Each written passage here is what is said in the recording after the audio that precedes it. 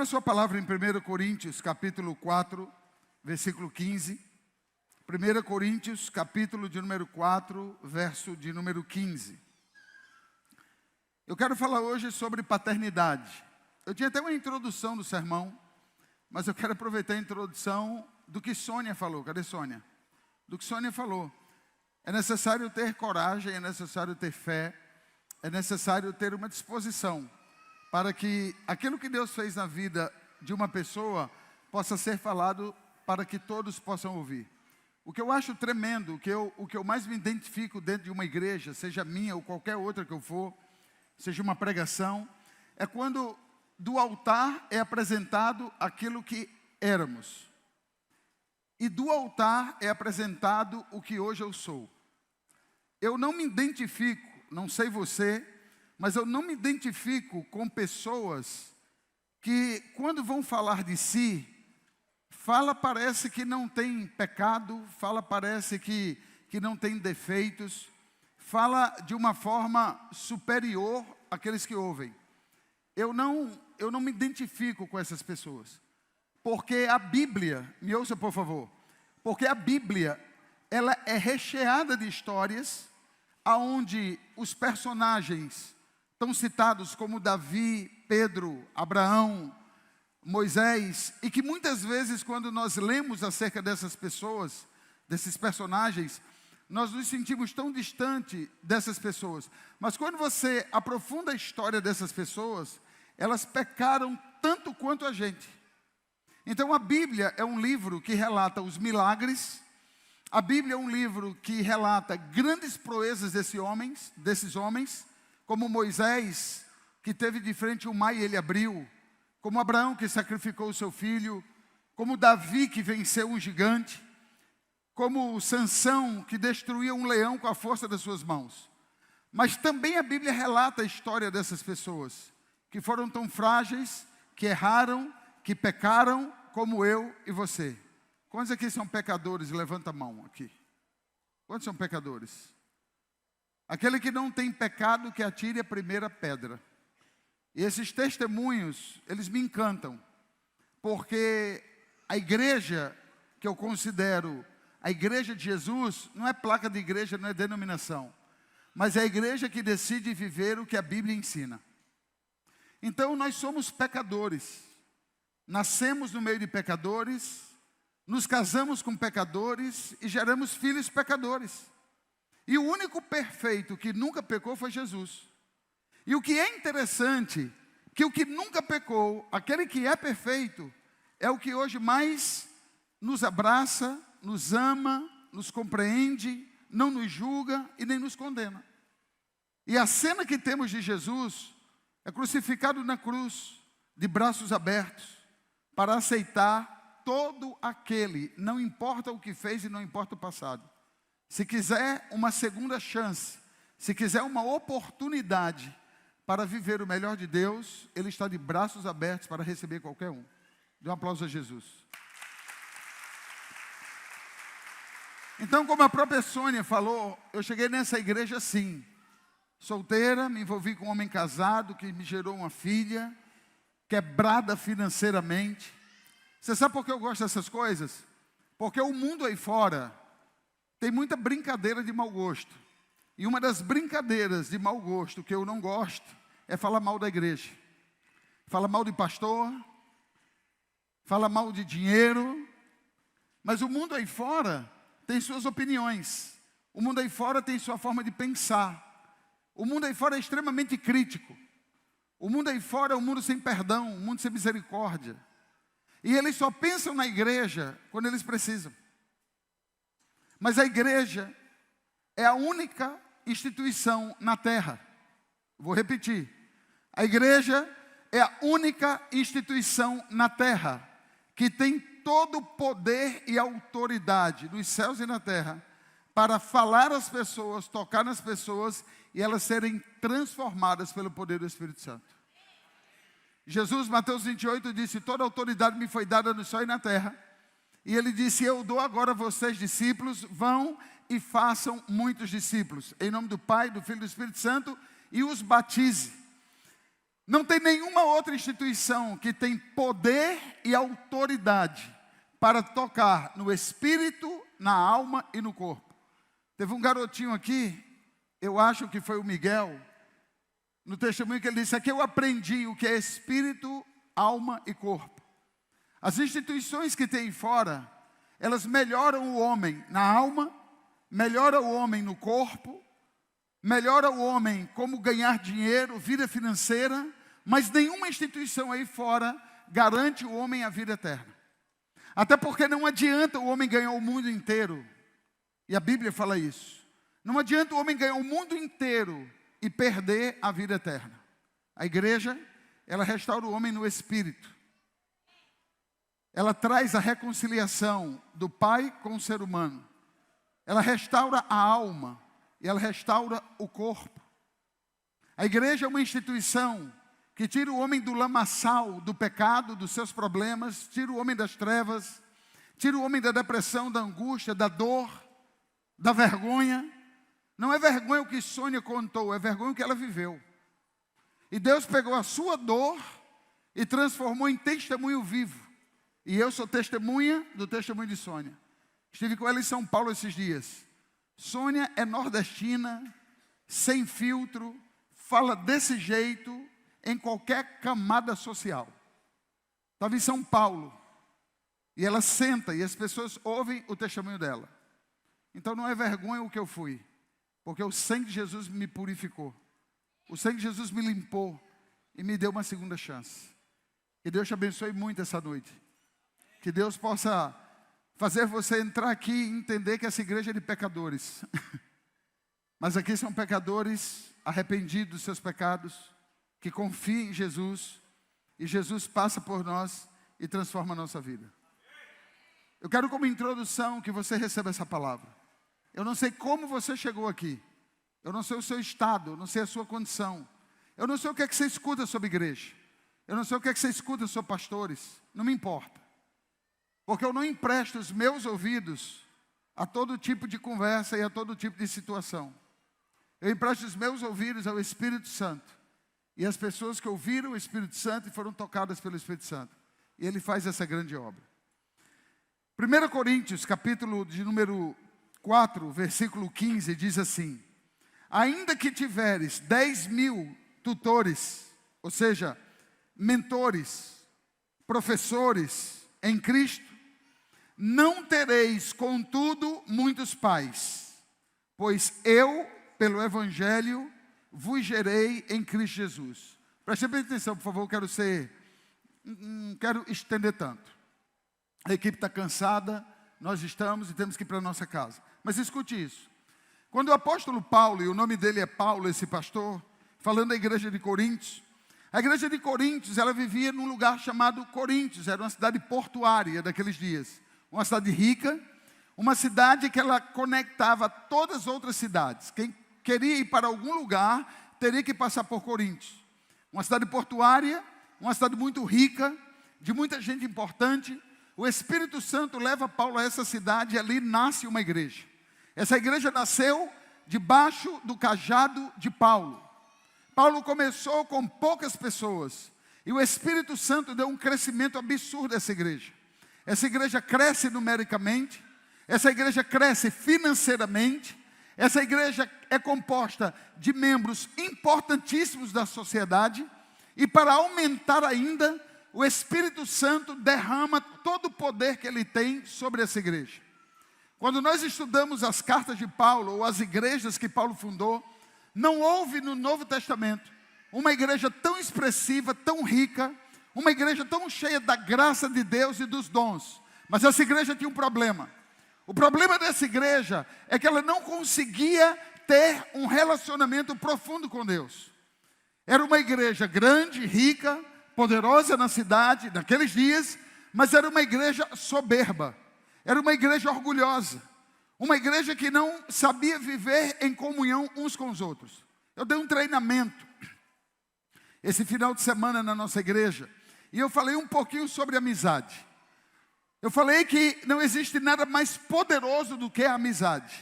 Jesus, certa vez, olhou para os discípulos e disse: a partir de agora, eu não quero mais chamar você de servo, mas eu quero te chamar de meu amigo. A palavra amigo, talvez ela é desgastada por alguns, porque esses alguns acharam que tinham amigos e esses amigos fizeram o que não deveria fazer. Te decepcionou, te traiu, mentiu para você. Então eu não estou falando dos falsos amigos. Eu estou falando de amigos, amigos de verdade. E quando a gente percebe se de fato temos amigos ou não, você olha para os dedos da sua mão e você começa a contar de fato quem é teu amigo. E eu estava falando sobre a importância de um amigo. Não existe nada mais poderoso do que um amigo. Não existe nada mais prazeroso do que um amigo. Alguém que você sabe que pode contar. E olha para mim, eu não estou falando desses amiguinhos que só tem palavras interessantes para ficar inflando o teu ego daquilo que você precisa. O amigo verdadeiro, ele também diz a verdade, diga amém. Mas ele sabe falar a verdade, ele não julga. Escute, o amigo verdadeiro não abandona, em nenhum momento da vida. Quem é amigo, permanece até o fim.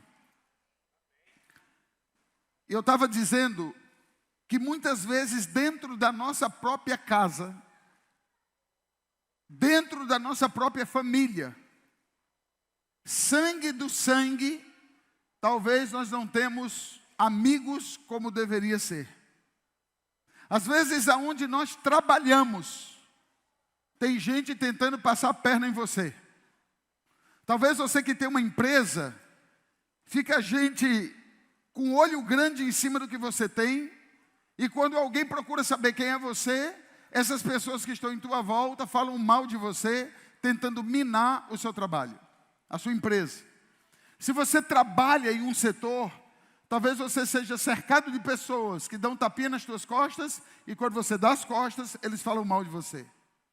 Ou talvez você tenha aqueles amigos que torcem muito por você, enquanto você não tinha nada e não era ninguém. Mas quando você cresceu e se tornou maior do que eles, você começa a entender que tem pessoas que torcem pelo teu sucesso, mas você não pode crescer mais do que essas pessoas.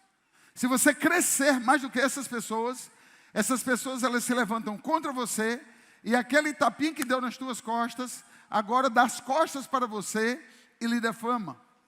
Dentro da igreja, nós podemos conviver muitos anos uns com os outros, mas a gente não pode, talvez, estar desenvolvendo uma grande amizade. A igreja de Coríntios, olhe para mim por favor, a igreja de Coríntios era uma igreja forte no financeiro, forte na graça de Deus, era uma igreja numérica, uma igreja grande, mas era uma igreja frágil na afetividade, era uma igreja frágil no amor, era uma igreja frágil em socorrer o outro, era uma igreja que vivia com problemas de fofocas, com problemas de divisão, com problemas de falar mal um do outro. Essa igreja foi tão abençoada que os melhores pastores do Novo Testamento passaram por essa igreja. Pedro, que viu Jesus ressuscitado, foi pastor dessa igreja. Apóstolo Paulo, o maior de todos os apóstolos, foi pastor dessa igreja. Alguns acreditam que Timóteo, o discípulo mais fiel de Paulo, pastoreou essa igreja. Existe um homem chamado Apolo, que talvez você nunca ouviu falar de Apolo, mas Apolo foi um dos maiores pregadores do Novo Testamento. Apóstolo Apolo, e ele era chamado só de Apolo, quando ele pregava, ele incendiava uma multidão. Ele foi pastor dessa igreja. Mas essa igreja, ela recebeu tudo de Deus, mas o coração era fechado. Essa igreja não tinha amigos entre eles. Essa igreja não tinha uma amizade, essa igreja não tinha amor. O apóstolo Paulo teve que entrar e ajustar a casa. Paulo dizendo, olha, uns dizem eu sou de Pedro, outros dizem eu sou de Paulo. A igreja era fracionada. Por quê? Porque a igreja não entendeu algo tão simples sobre a amizade. Então nós temos, ou vivemos nesse meio, onde pessoas constantemente estão falando mal uma das outras. Você sabe o que é fofoca? Quem sabe diga eu sei. Quem foi vítima de fofoca aqui? Ninguém, graças a Deus. Graças a Deus, todos que estão aqui, ninguém foi vítima de fofoca. Mas a fofoca surge de onde? A fofoca surge dos mais de perto. A fofoca não surge dos longe. A fofoca surge dos mais de perto. Existem pessoas, olha para mim por favor. Existem pessoas que eu não sei como essas pessoas conseguem passar 1 hora, 30 minutos, 2 horas, falando mal da vida do outro, envenenando o outro. A vida é curta, a vida é rápida, a vida é passageira. Nós somos anunciadores das boas novas, diga amém. Quem tem o Espírito Santo aqui, dê o maior glória a Deus que você puder. Aqueles que se dizem ter o Espírito Santo, eles deveriam ser testemunha de Jesus. E Jesus botou na boca de todo crente, de todo filho de Deus, uma boa notícia. Eu costumo dizer, quando eu encontro pessoas, eu digo assim: como é que está a sua vida? Você tem alguma coisa a falar? Aí as pessoas falam: tudo de sempre. Tudo velho como sempre. E as pessoas esqueceram que a palavra evangelho, ela vem do grego, que significa euangelion, que no grego euangelion significa boas novas. O que é o evangelho? O evangelho nada mais é do que boas novas. O que é o evangelho então? É uma boa notícia. Quem gosta de receber uma boa notícia? Então eu quero te abençoar, que a tua boca, que você seja cheio do Espírito Santo, para onde você for, na tua casa, na escola, no trabalho, não importa a conversa que está tendo ali, você diz: eu quero falar algo, e a pessoa vai dizer: pode falar, eu tenho uma boa notícia para te dar. Qual é a boa notícia? Jesus morreu, ressuscitou pelos teus pecados, Ele quer te dar vida eterna, e Ele quer transformar a sua vida.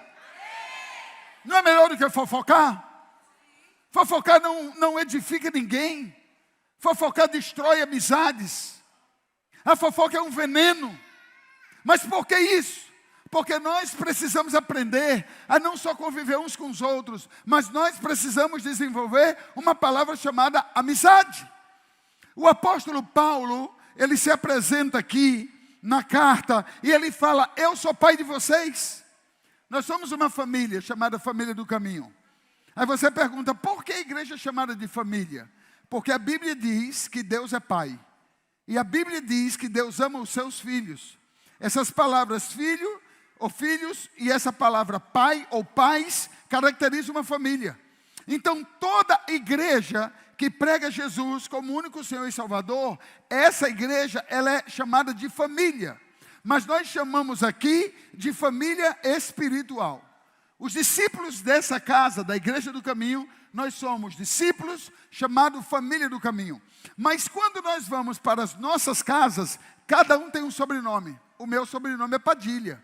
O seu pode ser Fernandes, o seu pode ser Gomes, o seu pode ser Siqueira. Qualquer sobrenome você pode ter. Aí chama-se a família biológica. Na terra tem a família de onde viemos. Mas na terra Jesus deixou algo chamado igreja, que é uma família espiritual. E os pastores das suas igrejas, eles são pais espirituais. Nós levamos hoje os teus filhos e os teus netos, passamos o final de semana com eles, e nós levamos uma equipe grande, e essa equipe, nossa, para que essa equipe? Vem da próxima vez para o nosso encontro, vem trabalhar com a gente. Você vai ver o que é criança e o poder que eles têm. Porque eu estou aqui, sim, só aparência, mas por dentro eu estou assim, ó. E se botar o louvor para eles aqui de novo, eles começam a dançar. É uma energia que não tem como. Sexta-feira à noite eles foram dormir porque eu dei uma rugida. Com todo respeito, você, papai, mamãe, vovô. Eu disse: vão dormir que eu não aguento mais. Dorme todo mundo. E eles acordaram. Eles vão acordar lá 9 horas, 5h30. O sangue de Jesus tem poder, meu pai. Me ajuda aqui com esse menino. E tira um da mangueira e puxa debaixo da mesa e puxa aqui e se agarra aqui. Eu digo: meu pai eterno. Aí quando foi sábado para domingo, a gente gastou a energia deles. Raquel: João, à tarde vai ter lazer. Eu fiz: empurra futebol neles, arrasta esse menino, joga, pula, bota na água e passa 5 minutos debaixo da com um menino desse. Ele sai assim, ó. Eu digo: sangue de Jesus tem poder, José. Eu digo: mas sábado à noite eles vão dormir bem. Rapaz, tem um garotinho aqui que joga bola. Está aqui esse menino. Esse menino de noite querendo jogar bola. Não, tá aqui jogar bola, rapaz. Tá aqui. Você quer matar seus pais? Você quer matar seu pastor? Queremos bola. E um toca fogo no outro, inflama o outro. Mas os meninos são tranquilos. Eu pensei assim, a gente vai ter trabalho com os meninos. Eu não sabia que um bando de meninas junto é um exército. As meninas são terríveis, no bom sentido da palavra. Bate aqui, toca aqui. Não sei o que, bababá. Eu paro de bater as mãos. Não tem condições, e bate aqui. Eu fiz, não, elas vão dormir sábado à noite, vão dormir cedo, vão acordar lá para meio-dia. Vamos ter a paz que reina no acampamento. Amados, 1h30 da manhã, meu celular tocando. Após, tem 4 aqui que não quer dormir. Eu falei, toca terror aí. Amados, entrou uma raposa no acampamento. Entrou uma raposa no acampamento, uma filhotinha. A raposa ficou doida. Era 4, 5 minutos pegando o rabo da raposa, querendo dar jeito assim. Vamos comer assado da raposa. Amados, hoje de manhã, todos estavam acordados antes do café. E quando eu fui ministrar, a última palavra, teve um que ele já acabou? Eu fiz, temos que voltar para casa. A gente tem que ir para o oxigênio, a gente tem que recompor. Aí Raquel, João, quando vai ter outro encontro? Outubro de 2036. Tem condições. Aqui tem que ter 3 equipes. Eu tenho Bianca grávida aqui. Eu tenho o Erickson, é loucura. Olha aqui para mim. Pais espirituais. Você sabe o que a gente fez lá? A gente colocou 2 adultos por criança. 2 adultos por criança. Mas quando eles almoçavam, era tremendo esses 2 adultos. E os menininhos já estavam assim, com aquela cara de consumo. Aquela cara assim, eu vou sugar você. E a equipe almoçando deixava meio assim, ó, com o pezinho só esperando. Mas é maravilhoso ter uma igreja que ela tem um entendimento de filhos espirituais. Mas eu não sei você, mas eu não suporto pedir nada emprestado. Eu não sei você, mas eu não suporto pedir nada emprestado. Carro, eu prefiro ir a pé do que pegar um carro emprestado. Porque eu tenho a impressão que se eu pegar um carro emprestado eu vou bater. Eu estou falando de carro, que o valor é insignificante comparado aos teus filhos. Amados, foi o final de semana que eu mais orei. Espírito Santo. Aqui tem pai que é Hulk. Tem pai que veio de pistola. Tem pai que veio dizendo, volta mesmo. Eu conheci um pai de uma criança ali, amados, que eu fui ser apresentado a ele. Eu digo, meu Deus, se eu errar com um pai de uma criança dessa... Amados, eu não sei se ele está aqui, amados, o braço do rapaz é isso aqui. Ele saiu assim, ó, oi. Eu fiz muito prazer. Ele cumprimenta você assim. Eu fiz, não se preocupe. Essa criança eu coloquei 8 adultos com ele. Porque eu não sei o que eu iria falar caso a criança, vou nem falar a palavra. Mas é terrível, amados. Mas o peso da responsabilidade de quem ama é fantástico. Eu posso lhe garantir que os seus filhos e os seus netos, eles viram a glória de Deus. Eles viram a glória de Deus. Teve momentos lá, os adultos aqui sabem disso, a gente não sabia se conseguia pregar ou se chorava com eles. Porque é de uma pureza impressionante. É de uma velocidade de entendimento impressionante. É algo fantástico. Não existe nada pior do que faltar uma palavra de paternidade. O Salmo 107, versículo 20, quando Deus nos deu uma palavra, foi para ampliar aquilo que nós cremos por meio da palavra. Milagres, cura, restauração, libertação. O que Sônia contou aqui, o que houve na vida dessas crianças, foi tudo fruto de pessoas que se conectaram com uma paternidade espiritual. Eu costumo dizer que aonde Deus feriu um ser humano, é onde Deus vai curar esse ser humano e vai usar esse ser humano para a glória de Deus na vida do que muitos precisam. Deixa eu te falar uma coisa. Você já percebeu que o seu sofrimento parece ser maior do que o outro? Você já percebeu que a dor que você passa, as crises, você já foi uma pessoa que já disse assim, o que foi que eu fiz? A coisa só acontece de pior comigo. Você conhece pessoas que pensam assim? Deixa eu te falar uma coisa. Se você entender aos olhos de Deus e aos olhos da fé, o processo pelo qual Deus permite você passar, você vai chegar a uma conclusão. Não existe alguém melhor nesse planeta que seja experimentado em dor e em sofrimento para compreender o outro. Existe uma diferença de simpatia e empatia. A simpatia é eu olhar para você, ir com sua cara, bato nas suas costas e digo, valeu, tchau. Isso é simpatia. A empatia é me colocar no lugar do outro. Então escute, tudo que você passou na vida, ou tudo que você esteja passando, deixa eu te falar uma coisa. Deus tem um plano e uma obra na sua vida. Porque nós só conseguimos entender, e esse evangelho é um evangelho fraco, de achar que a boa obra que começou na minha vida, eu só vou considerar essa boa obra quando tudo está dando certo diante dos meus olhos. O que falar de José? Aos 17 anos, maltratado e perseguido pelos irmãos, e que tentaram matar, tirar a sua vida. E depois ele é lançado num calabouço, e depois ele é levado como escravo. E ele vai para a casa de um homem chamado Potifar, e ele se torna o melhor servo daquela casa. E ali José parece que agora entende que Deus está a favor dele, mas de repente a mulher daquele homem começa a dar em cima do rapaz. E o rapaz, para não pecar contra Deus e não desobedecer ao patrão, ele disse para a mulher, o meu senhor, que é o teu marido, deu ordem para que eu tocasse em tudo e administrasse em tudo, mas ele não me deu ordem para tocar em você. E ali ele foge da mulher. A mulher, com raiva porque foi rejeitada, vai para o marido quando o marido chega de viagem e disse, esse José, que você considera ele o melhor dos escravos, ele me tentou, ele me abusou, ele veio para mim. O marido vai acreditar em quem? Na esposa. E quando José achava que tudo ia dar certo, ele agora é lançado num calabouço, a vida dele piorou mais do que tudo.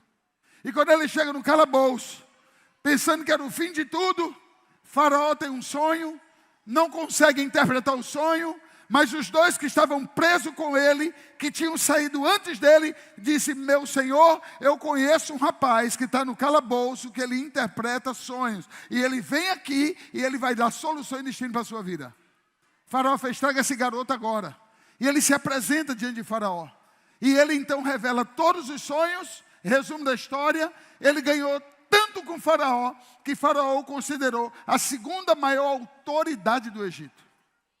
Anos depois, os irmãos aparecem e ali acontece uma palavra chamada reconciliação. Quando houve fome na terra, sabe quem Deus usou para sustentar a família? José. Então olha para mim. Eu contei a história rapidamente de um homem que passou por tudo. Talvez se você tivesse no processo que José entrou, você ia falar, Deus não me ama? Deus esqueceu de mim?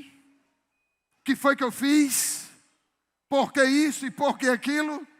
Mas deixa eu te falar, quando a Bíblia diz que a boa obra dele, começando na vida de um homem, não significa que a princípio ou na caminhada da jornada, tudo tem que ser como queremos. A vida não é reta, a vida tem curvas.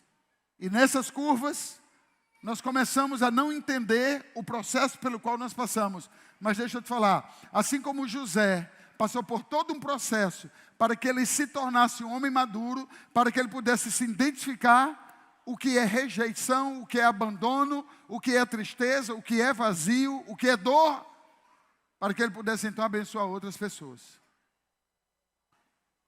Você já começou a entender que a existência da sua vida não é só para a realização pessoal dos seus sonhos? Você já entendeu que o que Deus está fazendo com você é um processo lindo e maravilhoso, porque Ele vai te colocar diante de pessoas que passam por coisas iguais ou piores do que você. E quando você sobreviver diante de tudo isso, você vai ter uma palavra chamada autoridade para dizer, o que Deus fez na minha vida, Deus vai fazer na sua vida. Aí a pessoa que quer pular da ponte, não vai mais pular da ponte, ela vai te ouvir. A pessoa que quer se entupir de comprimidos e tirar a vida, ela vai deixar os comprimidos de lado. Aquela pessoa que vivia num quarto escuro o tempo todo, agora ela vai sair do quarto escuro, vai pegar na sua mão e você vai ser instrumento de vida para ela. Você sabe onde Deus mais me feriu? Você sabe aonde eu fui mais ferido na vida? Foi na minha família. Uma coisa que eu não tive na minha vida, como ideal de um filho, eu não tive uma paternidade. Eu passei anos da minha vida, muita carência, muito essa procura da paternidade. E a falta da paternidade gera coisas, eu não tenho tempo aqui agora, eu estou concluindo a palavra, mas gera um monte de complicações dentro de nós. E eu passei por todas essas fases. E quando eu entrei na igreja, eu disse ao meu Deus, eu queria tanto ter um pai. E o Espírito Santo falou comigo, você não vai ter um pai, você vai ser um pai. E ali eu comecei a entender todo o processo que eu passei. Eu posso lhe garantir, depois de 30 anos, eu perdi as contas de quantas famílias Deus me usou para restaurar, de quantos homens Deus me usou para restaurá-los, de quantas crianças Deus me usou para restaurá-los. Se tem uma coisa que eu fui ferido na vida, foi paternidade. Mas olha o que é que Deus fez comigo. Me colocou diante de você. E Deus tem me colocado diante de uma multidão. Amados, São Paulo é muito grande, não é? Sim ou não? São Paulo é muito grande. Esses vídeos que a gente faz aqui, está correndo o Brasil. E um vídeo meu caiu numa igreja em São Paulo. E essa igreja de São Paulo me ligou, dizendo, nós vimos o seu vídeo, acessamos outros vídeos, pessoas nossas tiveram contato com o Senhor, e nós vamos fazer um trabalho de família aqui em São Paulo, de 3 dias. E nós precisamos que o Senhor venha, porque a sua palavra, tenho convicção, disse o pastor da igreja, que vai nos ajudar muito, a muitas famílias que estão precisando. Eu olhei e falei, como? Tem tanta gente boa, tanta gente grande em São Paulo. Eu não estou me diminuindo. Eu estou falando porque eu pensei na despesa que eles vão gastar comigo. Aéreo, hotel, almoço, as refeições. Tem muita gente boa em São Paulo, vocês não gastam com aéreo. E a pessoa respondeu, não se trata de pessoas. Trata-se do que Deus colocou no seu coração. E o que tem no seu coração vai nos abençoar. Eu fiz, então eu vou. E para melhorar, eles disseram, vamos te presentear. É muito comum o senhor viajar só, mas a gente vai trazer a tua esposa. Fiz, oh glória a Deus. Agora que eu vou mesmo. Olha aqui, queridos. Eu vivi em família nos dias como filho, foram dias difíceis. Mas eu plantei e eu colhi. Hoje eu vivo em família. Eu entendi que o pai é o que alinha. A palavra de paternidade, ela restaura. A palavra de paternidade dá ordem. O que houve com Sônia foi simplesmente o fato dela ter emprestado os seus ouvidos e o seu coração para uma voz de paternidade. E a paternidade, ela existe. Enquanto a gente fica brincando aí no mundo, que igreja é isso, que igreja é aquilo, igreja é um lugar que restaura famílias. E essa noite a sua vida pode ser restaurada. Essa noite a sua vida pode ser tocada pelo Espírito Santo. E essa noite o Espírito Santo que está aqui, ele pode fazer uma linda obra no seu coração.